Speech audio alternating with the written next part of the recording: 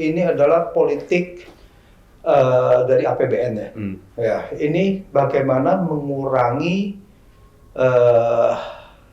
mengurangi kesulitan rakyat akibat kenaikan harga komoditas. Sebetulnya apapun itu harus dilakukan. Jadi kalau kita lihat bahwa Mendak sebetulnya memang tidak bisa apa-apa. Dia tidak bisa memberikan subsidi kalau tidak di-approve gitu. Nah, sekarang kan kalau kita lihat semuanya ini jadi bermuara lagi kepada ya Presiden dan Menteri Keuangan yang harus mengatur ini semua gitu. Kalau nggak subsidi nggak akan jalan, orang nggak duitnya nggak ada. Alokasi anggaran yang nggak ada, gimana? Lutfi juga nggak bisa ngapa-ngapain, Mendak juga nggak bisa ngapa-ngapain gitu. Nah inilah, jadi semuanya ini yang semuanya macet. Jadi ini harusnya adalah Pertamax naik, ini naik karena harganya naik, ya. Jadi harus kemudian digunakan jaring pengaman sosial, bagaimana rakyat yang terdampak itu harus dibantu. Tapi bukannya dengan BLT melalui minyak goreng atau apa ya 100.000 atau bagaimana, atau dengan minyak goreng sendiri gitu. Dan itu dianggapnya sebagai, itu malah sangat buruk sekali. Harga minyak goreng naik begitu, itu adalah kepentingan untuk oligarki. Ya, lalu kemudian rakyat diberikan subsidi hanya segitu saja melalui APBN. Dengan berarti diuntungkan lagi dong oligarki. Berarti diuntungkan dengan menaikkan pajak juga. Pada waktu yang bersamaan. Pada waktu bersamaan 1 April ini kan pajak naik, pajak sembako udah naik. Sudah naik gitu. PPN-nya.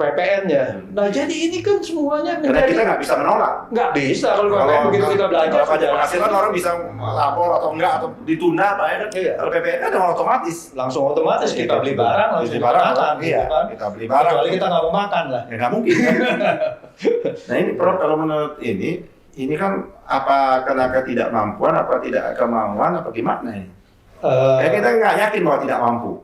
Tidak mungkin tidak punya pengetahuan tentang itu, kan nggak yakin kita. Pertama adalah tentu saja keberpihakan. Ya ini kuncinya ada keberpihakan. Berpihaknya mau kemana?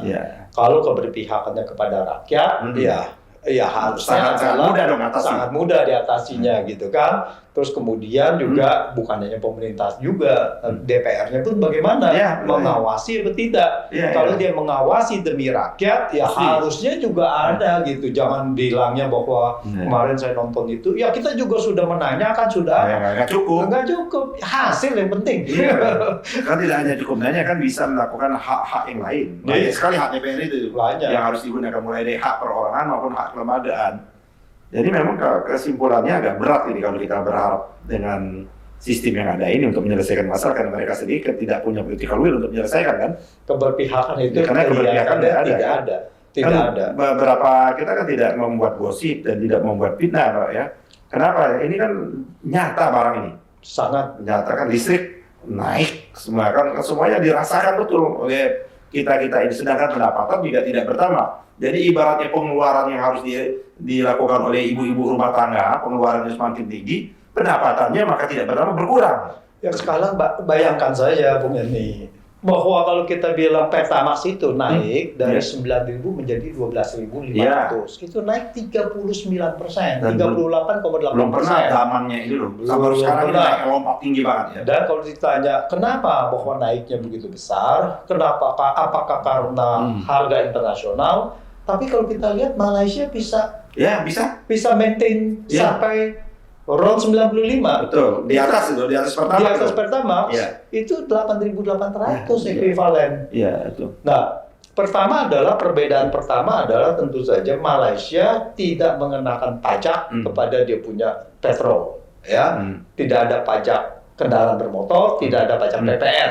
Itu satu hal. Tapi ya anggaplah itu 15%. Ya, kalau dikenakan pun angkat 20% baru 11.000 gitu. Itu 995. Kita di sini sudah berapa? Sudah 14.500. Jadi masih jomplang gitu. Jadi ini berarti memang kita kalah sama Malaysia bagaimana memanage. Malaysia tidak memberikan subsidi loh untuk 95. Betul. Di samping itu juga gini, kalau hanya berdasarkan faktor kekinian, bukan hanya faktor masalah tentang keberagaman, pada waktu minyak turun nggak diturunkan kan? Nah itulah yang harus turun, pada seharusnya minyak itu menjadi 4.000 sampai 5.000, tetap tidak diturunkan. Nah itulah. Bagaimana ada selisih uang itu kan? Rakyat lagi. Pandemi padahal. Iya, rakyat lagi yang menutupi kan. Kan artinya rakyat menutupi harga yang seharusnya turun. 2 kali tuh harga yang harus diturun tidak diturunkan, terus rakyat tetap membeli dengan harga yang mahal. Nah, itu sangat sangat melukai hati rakyat. Itu karena apa? Karena ini adalah pelanggaran. Karena di dalam menentukan harga itu kalau dulu dengan kepada DPR persetujuan, tapi sekarang sudah dibuat mekanisme formula.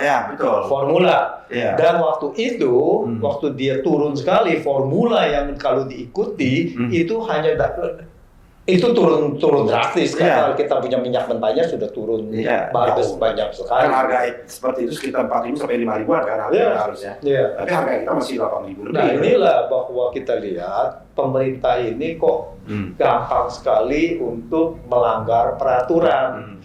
Nah, kalau ini gampang melanggar peraturan, jadi kita tidak bisa mengharapkan banyak bahwa ini akan membela kepada rakyat. Yang jelas-jelas bahwa pandemi seperti yang tadi dikatakan minyak BBM harusnya turun tapi tidak turun gitu. Ini semua pelanggaran. Sekarang di mana yang tidak melanggar itu? HIT yang tadi juga melanggar. Nah, tapi tadi saya mau katakan satu hal mengenai beras. Beras itu masih HIT masih ditahan. Beras itu tidak bisa naik. Yang premium ya, yang kemasan itu. Ya mungkin kalau di pasar-pasar itu sudah naik. Udah naik. Pasar yang beras curah beras apa gitu itu udah naik. Tapi yang premium tidak boleh. Masih tetap itu. Tapi begitu minyak goreng dilanggar gampang sekali. Malah HIT-nya dicabut gitu kan. Kasihan kita punya petani kalau dia punya harga nilai tukar petani untuk beras itu masih sama, kasihan sekali. Ya, jadi ada ini juga Pak Antoni, kita ini sekarang sangat ironi betul. Di tengah-tengah bahwa kita penghasil sawit terbesar di dunia, perkebunan sawit di dunia, tapi harga yang begitu luar biasa. Kenapa? Karena kebun ini besar memang kita jumlah, tapi memang dikendalikan dan dikuasai oleh oligarki. Jelas. Bukan petani sawit rakyat, kan? Mereka yang mengendalikan harga, mereka kendalikan pasar mereka. Jadi dari hulu sampai hilir mereka kuasain semua seperti itu. Iya. Jadi kalau untuk itu perkebunan rakyat mereka masuk mana bisa proses sampai barang itu sih. Mereka akhirnya kan jual ke pabrik juga. Mereka juga yang gitu. Ya memang semua sudah dikuasai itu. Ya inilah bahayanya kalau ini dikuasai. Apakah ini juga akibat dari balas jasa ya? Karena kemarin ikut mungkin bagian dari berkontribusi dalam pilpres seperti itu. Ya pasti ada pengaruhnya dong. Bahwa ini mendukung ya saya rasa. Makanya di sini kan dikatakan juga bahwa ini adalah rezim oligarki juga kan gitu kan. Ya itu pasti pengaruh gitu. Jadi kalau kita lihat ya jangan heran bahwa di mana pengusaha ini menguasai tidak hanya di dalam eksekutif tapi juga di parlemen, di legislatif sudah menguasai. Mereka aja tidak duduk sebagai di yudikatif, tapi mereka menguasai yudikatif. Ya jadi sudah tidak ada threshold kritika itu sudah tidak ada gitu. Jadi ya memang kita berserah menerima nasib ya atau kita mau mengubah nasib kita sendiri. Saya kira karena kita umat beragama tidak boleh kita pasrah. Harus berikhtiar kan. Dan kita bangga juga sekarang kan anak-anak mahasiswa yang tidak punya kepentingan tentu mereka. Bukan mahasiswa yang kemarin ada ke istana. Ya kan ini anak-anak BEM ini kan sudah mulai menyuarakan kepentingan rakyat. Nah, itu saya sempat katakan bahwa ini yang merubah negara bangsa ini adalah pemuda dan pelajar. Kalau kita sebutnya dulu pemuda dan pelajar, ya itu basically sekarang ini mahasiswa lah ya. Ya STM boleh lah, STM. Nah, jadi kalau kita lihat memang itu adalah perubahan. Jadi kalau 1928, 1927 itu tidak ada yang mana tuh ya, yang Java, yang apa gitu. Nah, kita mungkin masih terjajah. Iya, betul. Nah, jadi ini peran ini sangat penting sekali. Jadi saya katakan bahwa kalau mahasiswa tidak bisa membawa perubahan, maka 20 tahun kemudian mereka akan menjadi tua dan akan menjadi powerless. Ya, mereka tidak berdaya. Dan kalau mereka ekonomi semua sudah dikuasai ini dan mereka juga menjadi tanah aniaya, mereka hanya minta-minta, mahasiswa coba dong tolong bergerak itu nasib kami diperjuangkan gitu kan. Tapi dia sendiri dulu tidak gitu.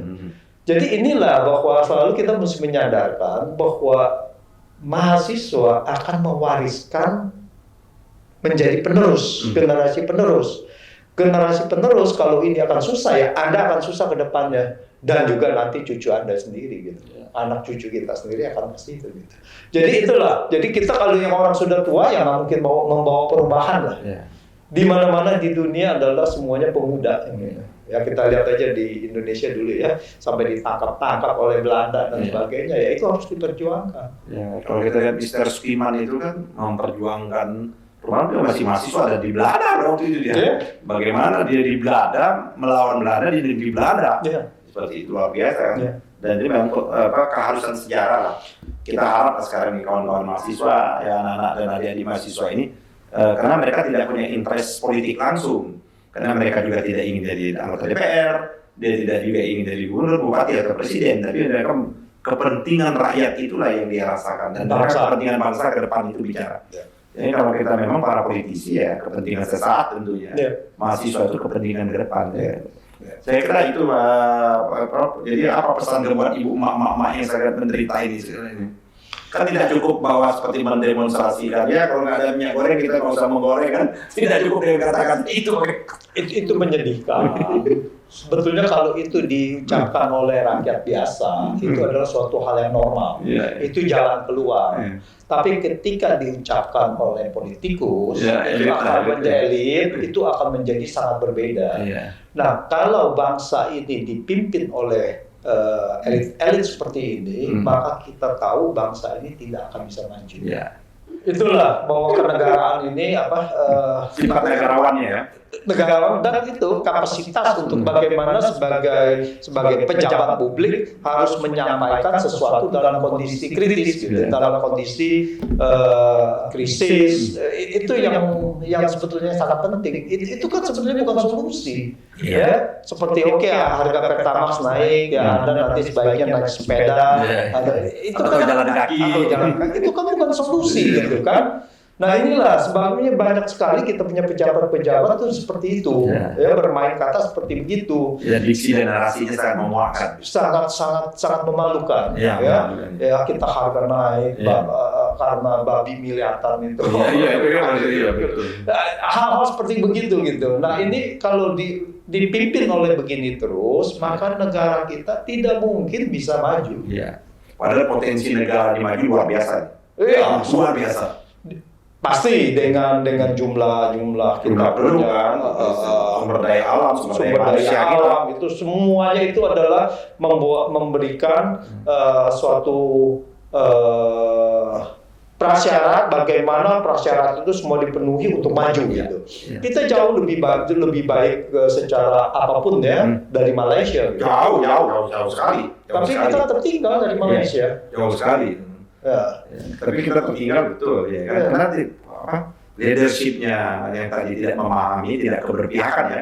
Kuncinya kan keberpihakannya. Keberpihakan, terus bagaimana memberikan solusi ini, dan kita lihat narasi-narasi yang dikeluarkan dalam krisis itu kita lihat, ini mencerminkan ini negara ini udah harus ada perubahan lah. Ini Bung Yani ini harus membawa perubahan ke sana gitu kan dengan partainya. Tapi yang paling penting kalau kita rubah aja, kita mulai sekarang berubah, kita jangan ngomong oligarki, tapi kita adalah serakah dan tamak. Itu mungkin lebih pas bahasa itu ya. Para serakah dan para tamak ini harus dihentikan. Saya kira terima kasih Pak Andoni telah bincang-bincang kita sore ini. Nanti kita pemirsa kita akan ketemu lagi dalam topik-topik yang tentunya ke depannya lebih menarik dan tentu lebih mengangkat derajat dan harkat dan memberikan harapan kepada rakyat. Bila wassalamualaikum warahmatullahi wabarakatuh.